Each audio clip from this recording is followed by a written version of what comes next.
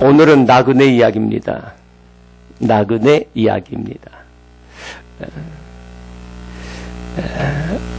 베드로가 여기에 나오는 지역들에 있는 성도들에게 편지한 겁니다. 여기 나오는 지역은 소아시아 지역, 지금의 터키 지역입니다. 제가 마침 한 2주 전에 터키 지역에 성지순례를 갔다 왔지 않습니까? 그래서 이 지역이 아주 눈에 더 선하게 다가오고 그들의 모습을 떠올리면서 나그네라는 제목이 가슴에 아주 깊이 새겨듭니다. 어떻게 흩어졌습니까? 유대인들의 핍박 속에서 흩어졌죠. 또 초기에 로마의 기독교 박해 때 많이 흩어져서 그들은 지하로 들어갑니다. 또 때로는 굴로 들어가고요. 그래서 갑바도기아라는 지역에 가보니까 곳곳사이가 굴을 파놨죠. 거기 들어가서 이제 숨어서 신앙생활을 하는 거예요. 근데 어느 한 곳에 가보니까 지하로 파들어갔습니다. 자그마치 55m를 파들어갔어요. 층수로 따니까 20층입니다. 지하 20층. 지하 도시를 만든 거예요. 한 2만여 명을 수용할 수 있다 그러죠. 지하 도시. 거기에서 때로는 1년, 2년이 아니라 수십 년을 그 땅 속에서 살아가면서 하나님을 섬겼던 거죠. 그러니까 이들의 낙이 어디 있겠어요? 오직 소망, 하나님 나라에 대한 소망, 그것이 그들을 견디게 했습니다. 그것이 그 긴 기간 동안 인내하게 했던 거예요. 그러니까 그들에게 있어서 지금 있는 이 삶의 자리는 잠깐이죠. 본향이 있는 거예요. 가야 될 본향이. 원향이 있는 겁니다. 그래서 그 소망이 있기 때문에 견뎌냈던 겁니다. 나그네죠, 나그네.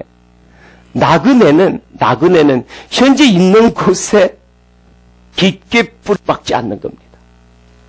가벼운 복장을 하고 이동하는 거죠. 가는 나그네. 성경에서는 이 나그네 사상이 아주 관통하고 있습니다. 큰 줄기로 관통하고 있어요. 히브리서에서도 보면은 11장은 믿음의 장입니다. 거기에 보면은 믿음의 선진들이 나오죠. 아벨이 나오고요. 또 노아가 나오고요.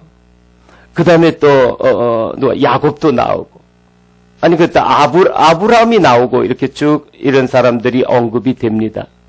그러면서 13절에서는 뭐라고 언급하고 있는, 이들은 땅에서 외국인과 나그네 같았다 그럽니다. 외국인, 그곳에 잠깐 있는 거지 본국이 있는 겁니다. 나그네, 가야 되는 거지 한 곳에 계속 있는 사람들이 아닙니다. 보십시오. 아브라함, 그는 나그네였습니다. 어디를 떠나갑니까? 갈대아 우르를 떠나가잖아요. 바벨론을 떠나갑니다.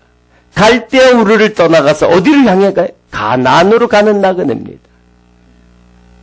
하란을 거쳐서 가나안 땅으로 가죠. 그러니까 바벨론 땅은 세상을 의미합니다. 거기에서 가나안 땅은 하나님과 같이 있는 곳, 주님과 같이 살아가는 그곳이 가야 될 본향이죠. 그래서 아브라함은 나그네였던 거예요.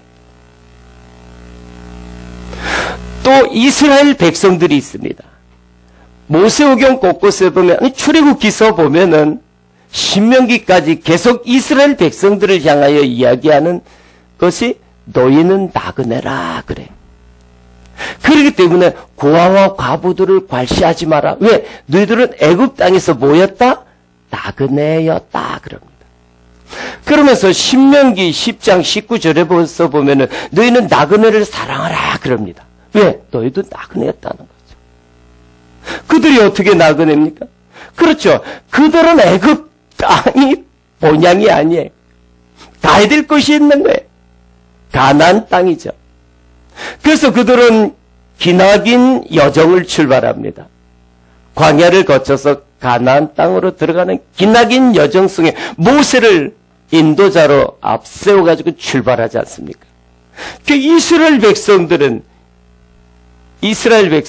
뭐예요? 나그네였던 거예요. 본향은 뭡니까? 이 가나안 땅이에요. 가나안 땅. 가나안 땅을 향해서 가는 겁니다. 누가 가요? 아브라함이 가죠. 어디에서부터? 갈대아 우르에서부터 떠나서 갑니다. 이 메소포타미아 지방이죠. 바벨론. 바벨, 혼돈이라는 뜻입니다. 결국 혼돈의 이 세상 속에서부터 가나안, 주님이 다스리는 아름다운 나라로 가는 나그네였죠. 애굽, 바로가 다스리는 곳입니다. 바로는 누구를 의미합니까? 마귀죠. 이 땅의 육신의 정욕 속에서 살아가도록 하는 바로 밑에서 노예 생활을 하는 거예요. 비록 먹거리는 더 나을지 몰라도 육신의 노예 생활을 하는 그들을 참 자유인으로 부르기 위해서 광야를 거쳐가는 나그네로 부른 거예요. 이들은 나그네였습니다. 나그네. 아브라함이 그랬고요. 모세와 이스라엘 백성들이 무엇이었다고요? 나그네였습니다. 자, 그런데 정말 나그네를 마지막 종결자로 오신 분이 있어요. 누굽니까? 예수님입니다. 예수님이 나그네의 완성편으로 오셨어요. 그래서 예수님이 오실 때 요한복음 1장 14절에서는 이렇게 이야기합니다. 육신이 잘못됐죠. 말씀이 육신이 되어 우리 가운데 거하심에 그럽니다. 거기서 보면은 우리 가운데 거하다는 것은 헬라어로 스케논입니다. 스케논. 이것은 장막을 치다라는 뜻이에요. 장막을 치다 또는 야영하다라는 뜻입니다. 그러니까 예수님은 우리 가운데에 와서 장막 치신 거예요. 야영하는 거죠. 휴가 때 나가보셨잖아요. 텐트 치면은 2박 3일, 3박 4일 있다가는 텐트가 없고 와야 되잖아요, 집으로. 거기서 계속 사는 거 아니지 않습니까? 주님은 우리 가운데 나그네로 오셨어요.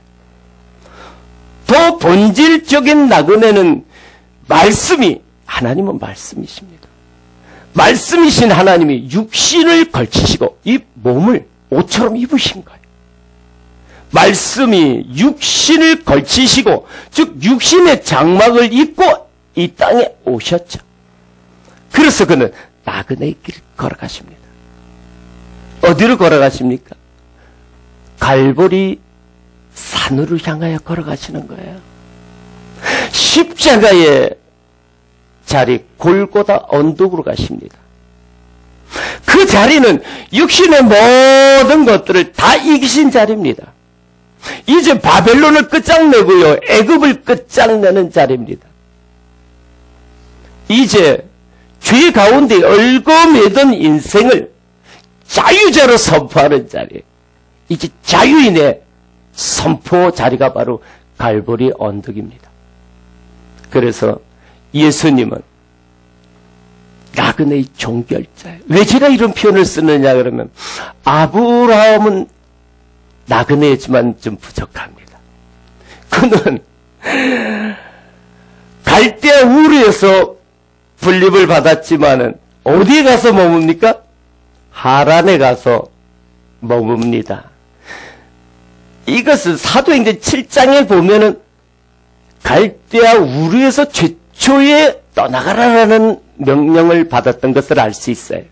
그리고 창세기 12장에서는 여기서부터 나옵니다. 그러니까 여기서부터 나와서 갔어야 되는데 누구를 붙잡고 갔어요? 아버지를. 그러니까 아버지가 죽을 때까지 기다려서 떠나가죠. 아브라함은요, 안주하는 나그네의 생활을 했었어요. 하란에서. 그러나 주님은 안주하지 않으십니다. 오직 갈보리 언덕만을 향해 나가신 거예요. 그러면은 애굽 사람들은요, 아시잖아요. 가데스 바네아 지역에 가서 어떡합니까? 민수기 14장 이야기잖아요. 우리가 메뚜기다 그럽니다. 저들이 메뚜기로 해가지고 잠대기에 올라가서 해야 돼. 우리가 메뚜기다 그럽니다. 불순종하죠. 신뢰하지 못하죠. 그들은 가데스 바네아에서 38년간 방황합니다. 방황자입니다. 애굽으로 돌아갈까? 방황자예요. 주님은 안주하지 않으셨습니다. 방황하지 않으셨습니다. 오직 갈보리 언덕만을 향하여 한 걸음 한 걸음 내어 가신 참 나그네, 저는 순례자라 부르고 싶습니다.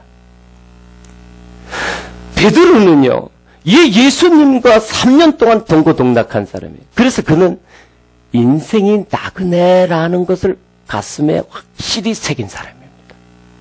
그래서 그는 정말 예수님처럼 살아갑니다. 나그네 인생을 살아가죠. 자, 그 뒤에 보면은 베드로 후서에 베드로가 이렇게 자신의 마지막을 이야기합니다. 베드로서 1장입니다. 1장에 보면은 13절에 내가 이 장막에 있을 동안에 너희를 일깨워 생각나게 함이 옳은 줄 여기노니 이는 우리 주 예수 그리스도께서 내게 지시하신 것 같이 나도 나의 장막을 벗어날 것이 임박한 줄 알미라. 아멘. 뭐라 그래요? 장막이라 그랬잖아요. 장막. 그러니까 그가 있는 삶의 자리가 장막이에요. 더 본질적으로 이야기하면 그가 몸담고 영혼이 담고 있는 몸이 장막입니다. 이건 몸은요, 영혼이 떠나가면 아무리 꼬집어도 아무리 불 속에다 넣어도 아픈 것도 모릅니다. 장막이죠, 장막. 벗어놓을 겁니다. 우리의 영혼을 담고 있는 그릇일 따름입니다. 그는, 베드로는 그걸 알았어요. 자, 이제 오늘의 제목, 우리를 향하여 나그네라 그럽니다. 근데 그 나그네가 뭐죠? 흩어진 나그네라 그럽니다. 자, 그렇다면은 오늘 이제 흩어진 나그네된 인생은 어떤 삶을 살아야 되나가 베드로전서 1장 2절 속에서 말씀하고 있어요. 자, 다시 한번 봅시다. 베드로전서 1장 2절입니다. 그래서 흩어진 나그네 있고 2절에 보면 곧, 즉 흩어진 나그네를 설명하는 거예요. 자, 이 흩어진 나그네가 어떠냐 그러면은 하나님 아버지 미리 아심을 따라 성령이 거룩하게 하심으로 순종함과 예수 그리스도의 핏부림을 얻기 위하여 택하심을 받은 자들, 이들이 누구다? 나그네라 그럽니다. 자, 그렇다면 오늘 우리를 누구라 그런다 그랬어요? 나그네. 우리를 나그네라 그랬는데 우리를 향한 설명어가 바로 2절에 나와 있는 거예요. 그럼 우리는 2절의 말씀처럼 살아가야 되겠죠. 그러니까 우선 거기서 나와 있는 게 뭐냐 그러면은 곧 설명하면서 하나님 아버지의 미리 아심. 자, 보세요. 거기서 보면 첫 번째는 말이죠. 뭐예요? 미리, 하나님이 미리 아신 자예요. 자, 여기서 보면은 나그네인데 그 앞에 후소식하고 있는 흩어진이라는 뜻이 헬라어로 뭐예요? 디아스포라입니다. 디아스포라. 익숙하죠? 디아스포라. 자, 그래서 이 디아스포라는 합성어입니다. 이 디아는, 앞에 있는 디아는 뭐뭐를 통해라는 뜻이에요. 뭐뭐를 통해. 그리고 스포라는 씨를 뿌리다라는 뜻입니다. 씨를 뿌리다. 그러니까 농부가 씨를 흩어 뿌린 거예요. 농부가 씨를 흩어 뿌린 자들이 누구다? 나그네. 농부가 씨를 흩어 뿌린 나그네라는 뜻입니다. 그러면은 농부는 누굽니까? 우리 아버지죠. 하나님 아버지예요. 씨앗이 무엇입니까? 복음의 씨입니다. 하나님 말씀입니다. 하나님 말씀을 우리 가슴 속에, 심령 속에 심어주신 거예요. 그래서 우리는 이제 나그네 인생을 가게 되는 거예요. 그러니까 하나님의 말씀, 그 복음을 우리 가슴 속에 심어주신 나그네라는 뜻입니다. 그래서 그렇게 복음이 우리 안에 심겨지니까 하나님은 아시죠. 주님의 복음이 심겨진 자, 즉 참 씨앗인 하늘의 미랄이신 우리 주님이 내 안에 씨앗으로 심겨진 자는 주님 앞에서 구원받은 나그네입니다. 거듭난 자들입니다. 새롭게 된 자들입니다. 이런 자들을 하나님은 미리 하신다는 거예요. 할렐루야. 얼마나 복되겠어요. 하나님이 알고 계시는 나그네. 자, 두 번째는요. 두 번째는 거기 또 뭐가 나와 있습니까? 성령이 거룩하게 하심으로, 그러니까 거룩한 자입니다. 거룩한 자. 거룩한 자. 자, 뒤에 설명을 봐야 되겠습니다. 1장 14절입니다. 14절. 1장 14절 보시면은 너희가 순종하는 자식처럼 전에 알지 못할 때에 따르던 너희 사욕을 본받지 말고 오직 너희를 부르신 거룩한 이처럼 너희도 모든 행실에 거룩한 자가 되라. 아멘. 자, 보세요. 거룩한 자는 뭐냐 그러면은 자기 사욕을 내려놓는 자입니다. 너희의 사욕을 본받지 말고, 사욕이 뭐예요? 개인적인 욕심입니다. 자기를 위하여 살아왔던 욕심이에요. 나를 위하여 돈을 벌고요. 나를 위하여 명예도, 나를 위하여 힘도, 그러니까 자기를 위하여, 또 자기 가정을 위하여, 혈통적인 가정을 위하여 이렇게 살아왔던 이런 것들이 다 욕심입니다. 자, 이런 것을 거룩함으로 나아가려는 건 그런 것을 내려놓고 하나님의 거룩한 뜻은 무엇입니까? 하나님의 거룩한 뜻은 하나님을 위하여 사는 거예요. 이제 나를 위하여 살던 이 욕심, 이건 내려놓고 하나님을 위하여 사는 인생이 거룩한 인생입니다. 할렐루야. 그 성도는요, 구별된 자, 이것이 거룩한 자로 누구를 위하여 살겠다고 이 자리에 왔습니까? 하나님을 위하여. 하나님을 위하여. 하나님을 위하여 살아가는 인생은요, 영혼 구원을 위하여, 복음을 위하여 살아가는 인생이에요. 이제 나 중심, 가정 중심이 혈통적인 이런 혈연 중심에서 새롭게 만들어주신 새로운 주님 이름으로 모여진 권속 교회 중심으로 가는 인생이에요. 이것이 개인적인 욕심을 내려놓고 거룩한 하나님의 뜻을 따라 나가는 인생입니다. 그래서 저와 여러분은 이제 어떤 나그네냐? 거룩한 나그네입니다. 거룩한 자. 할렐루야. 자, 세 번째는요. 세 번째는 거기 보면은 순종함으로 이렇게 순종하는 자입니다. 순종하는 자. 자, 순종하는 자. 이것도 뒤에서 보십시다. 22절입니다. 베드로전서 1장 22절. 22절에 보면은 너희가 진리를 순종함으로, 순종하는데 무엇을 순종한다? 진리를 순종하는 거예요. 사람을 순종하는 거 아닙니다. 여러분, 교회에 왔다고 목사인 양아무개 목사에게 순종하는 게 아닙니다. 저에게 뭐가 있기 때문에? 진리가 있기 때문에. 오늘 말씀, 선포되는 말씀 속에 순종하는 거예요. 제가 주님의 말씀과 한 꼬지로 있을 때, 제가 이 표현을 잘 쓰는데, 하나로 연결되어 있을 때 여러분들이 순종할 수 있는 거예요. 말씀이 있기 때문에. 자, 진리를 순종함으로 너의 영혼을 깨끗하게 하여 거짓이 없이 형제를 사랑하게 이르렀으니 마음으로 뜨겁게 서로 사랑하라. 자, 보세요.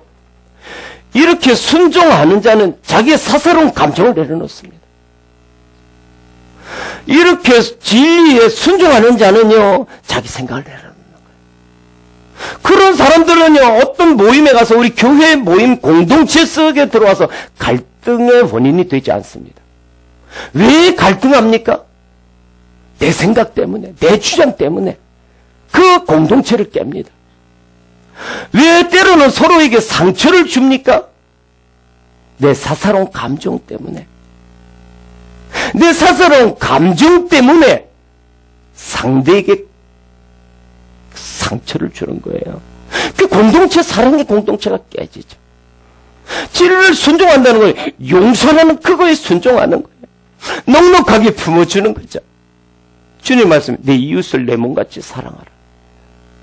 이 말씀의 아멘으로 내 생각이 이렇더라도, 내 감정이 지금은 안 좋더라도 순종하는 거예요. 그러니까 내 생각을 내려놓으니까 의견 가지고 싸울 일 없어요. 상대방 밑에 내 의견을 내려놓으니까. 그 상대방 감정도 배려해주고 존중해주니까요. 목소리 높일 일 없죠. 그 사랑의 공동체가 되는 거예요. 나그네들이 모인 곳은요, 사랑의 공동체가 되되 뜨겁게 사랑하는 거예요. 세상 사랑과 다른 겁니다. 그런 아름다운 사랑의 나그네, 그런 공동체 되시기를 축원합니다. 네 번째는 보면은 또 뭐였어요? 예수 그리스도의 피 뿌림을 얻기가, 여기 나옵니다. 피 뿌린 자입니다. 피 뿌린 자. 자, 피 뿌린 자, 그 뒤에 또 다시 설명하고 있어요. 요 사도행전, 베드로전서 1장 쪽에서 다 설명하고 있습니다. 피 뿌린 자는 18절 보십시다. 너희가 알거니와 너희 조상이 물려준 헛된 행실에서 대속함을 받은 것은 은이나 금이나 없어질 것으로 된 것이 아니요 오직 흠없고 점없는 어린 양 같은 그리스도의 보배로운 피로 된 것이니라. 아멘.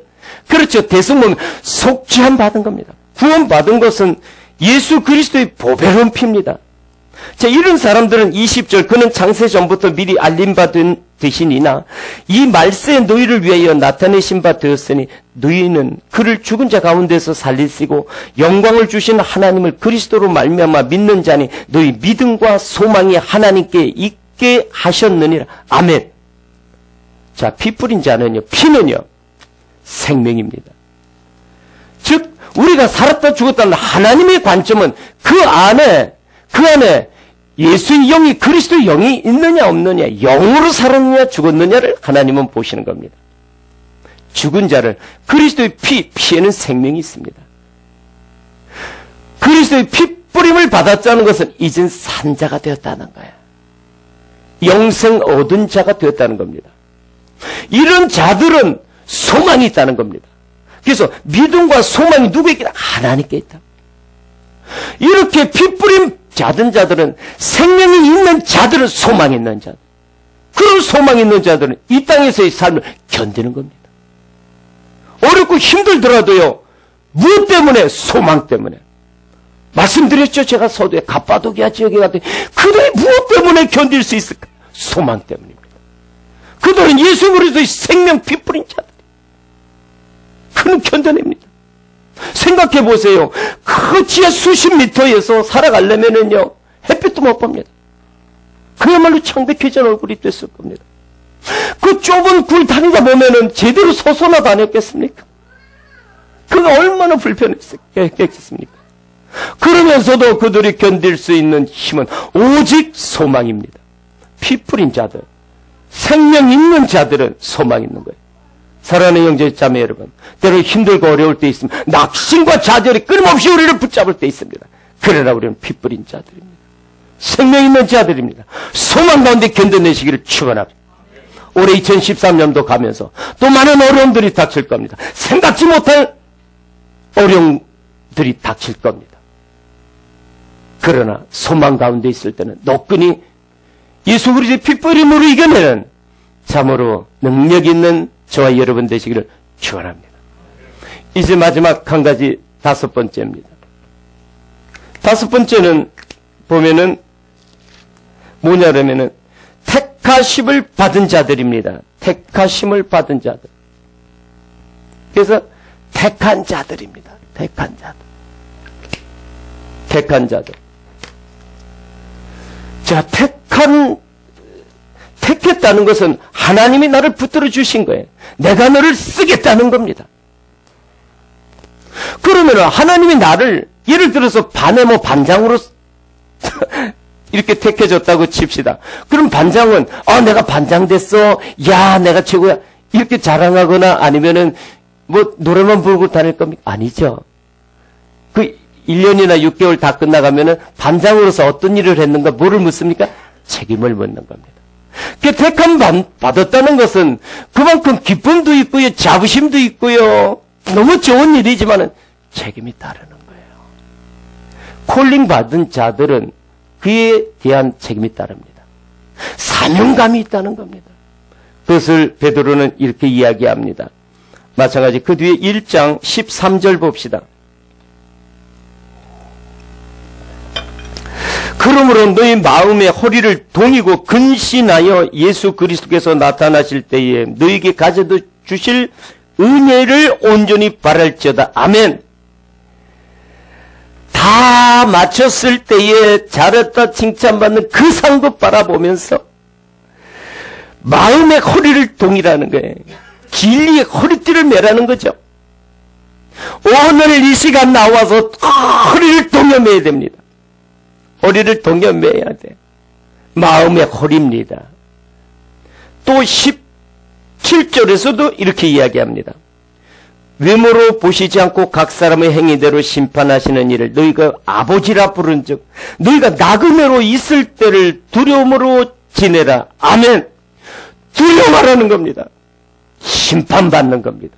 책임을 묻겠다는 겁니다.